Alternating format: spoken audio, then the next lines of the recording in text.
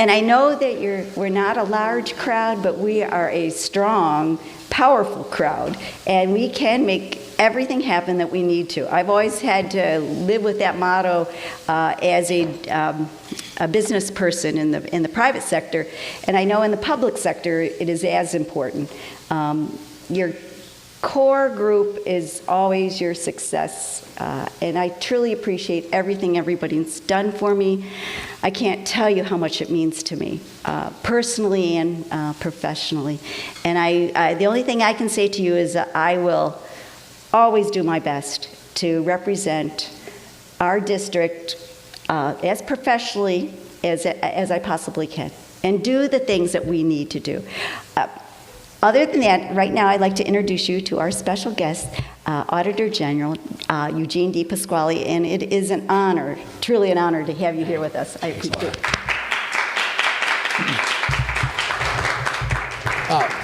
First of all, thanks for being here for Laura. It's actually a pretty interesting road to how I came to be here, and that is when I was beginning my journey in running for Auditor General as a young legislator. I'd like to still think young, only now as a young Auditor General.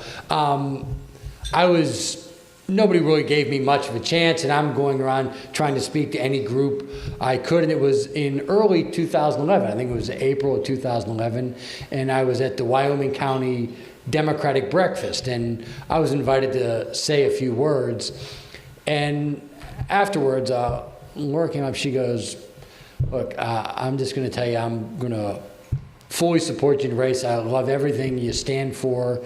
And I believe, I don't want to get you in trouble, but your husband's a Republican, correct? And he was there. Yes. And he was there.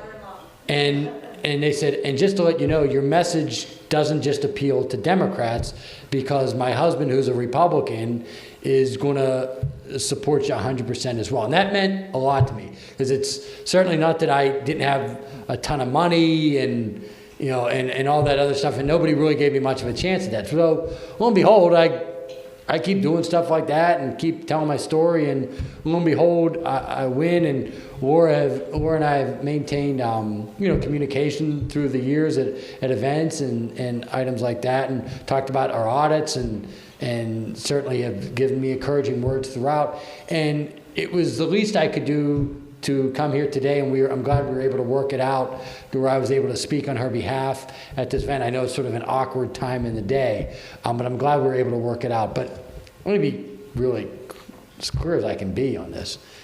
If Laura is able to win this election, there will not be a better person in the state legislature. There'll maybe be people with more money and more fame and all that other stuff, but there won't be a better person.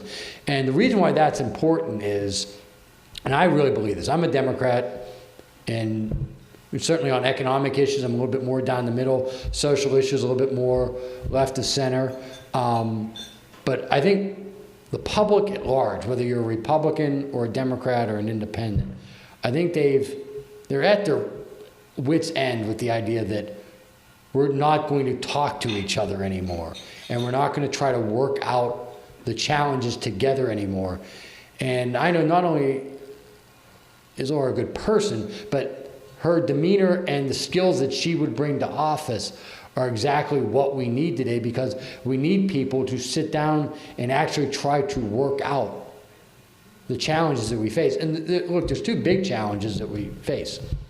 One is in public education. There's no question that the last couple of years have not been favorable to public education in Pennsylvania. And the cutbacks that have happened in school districts, the kids programs, the challenges that we face with the charter school reimbursement that has been eliminated, and the impact on school districts all over the state as a result of that. And also, especially up here, and we did an audit of the Department of Environmental Protection, and it came to how they're handling water protection with the Marcellus Shale drilling. Now, when I tell people, whether you are pro-drilling or anti-drilling, it should not be up for debate that we're going to protect the water. And you're in a region of the state where kind of found out the hard way what happens in the coal industry when we didn't do it right the first time. And so we don't want to make those same mistakes again. And again, I think Laura would hold the drillers accountable. I'm not going to put words in her mouth, but some of this stuff is going to happen. But you got to make sure that it happens right, that you don't trample on people's private property rights, and you don't abuse the water, because that's not their water, it's not your water, it's all of our water. And I live in York County, so that means the impact of water up here is going to impact people all over Pennsylvania. And so having someone that is certainly very bright, which we all know, certainly very caring that we all know, somebody that is very intelligent that we all know. But I think what is even going to be more important in the coming years than each of those three, and those three obviously matter, it's also demeanor.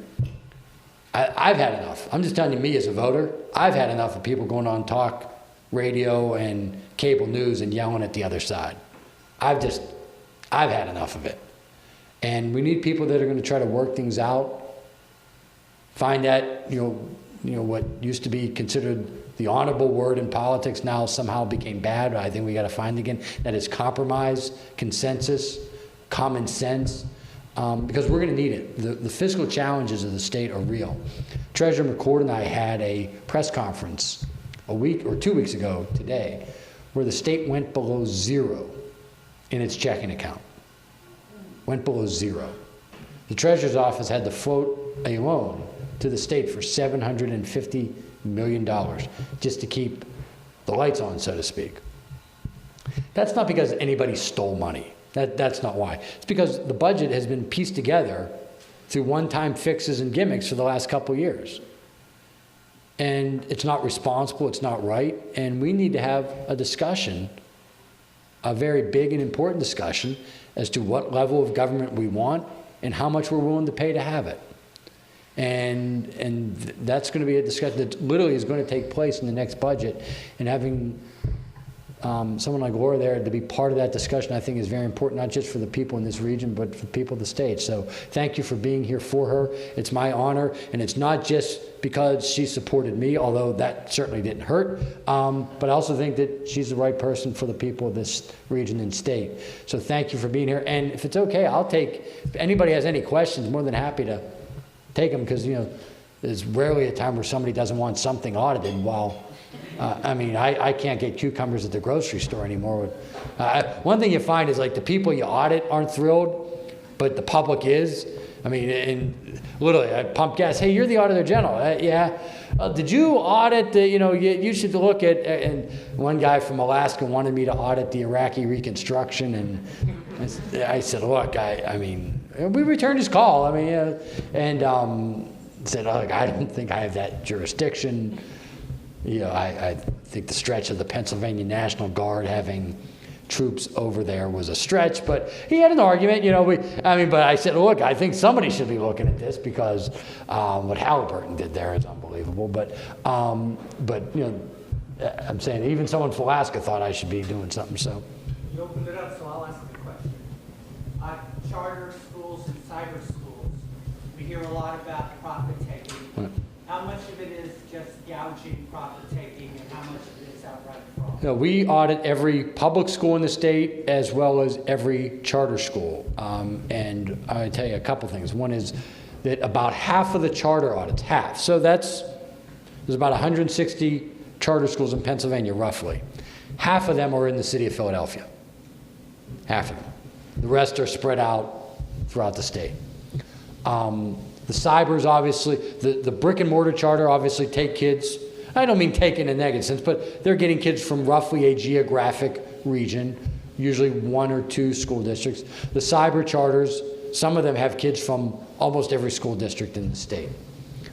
I was getting so frustrated by this lease reimbursement issue, where basically in half of the brick and mortar charter audits that we did, we found somebody owned a building, created a shell company, and then that shell company was seeking a lease reimbursement from the state for the entity that basically already owned the building and ran the charter. So we were seeing this over and over. So we had charter school hearings all over the state on how do you actually fix this law to get it, because parents want choices. So how do you get it where the money's flowing to the kids, whether it's a charter or traditional public? So we put together that report. That report is on our website. Now, there is the extension of the question you asked. It is certainly the minority where that happens, but it does happen. And we believe it's to the tunes of tens of millions of dollars that is being taken out of the system, but it's mostly through two issues: the lease reimbursement issue and in the special education funding formula. And I want to be very clear on how I say this. We're not sure which one is right or wrong, but we've seen this over and over again, where kids go from traditional public into a charter school, and then there's a dramatic increase in the amount of kids identified then as special education, and the vast majority of them are considered in speech. And right now in Pennsylvania law, every special education child gets the same funding, whether it's a more expensive special education. Speech happens to be the least expensive for a school for special education, but they're getting reimbursed at the level of emotional special ed. And we think the solution to that is, let's actually reimburse for the cost of what that special ed is, as opposed to have this blanket across the board. And we think that if there is an over-identification of some kids, that would then tackle the issue. Because we don't want to not help kids that have those special needs. But on the same token, we have seen a dramatic increase in kids that go from a traditional public to a charter school in about half the schools on that issue. And we would think that's certainly where, if you were to have a concern, that's where a concern would be, whether that money is purely for profit or not.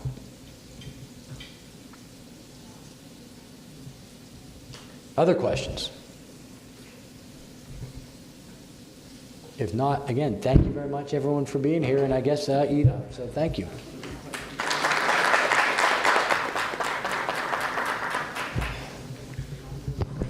Never ask a politician if he wants to say something, because he will, or she will. I've known Laura a long time. I worked with her for many years in the Wyoming County Courthouse. I've seen how hard she has worked and how dedicated she has been to the people of Wyoming County.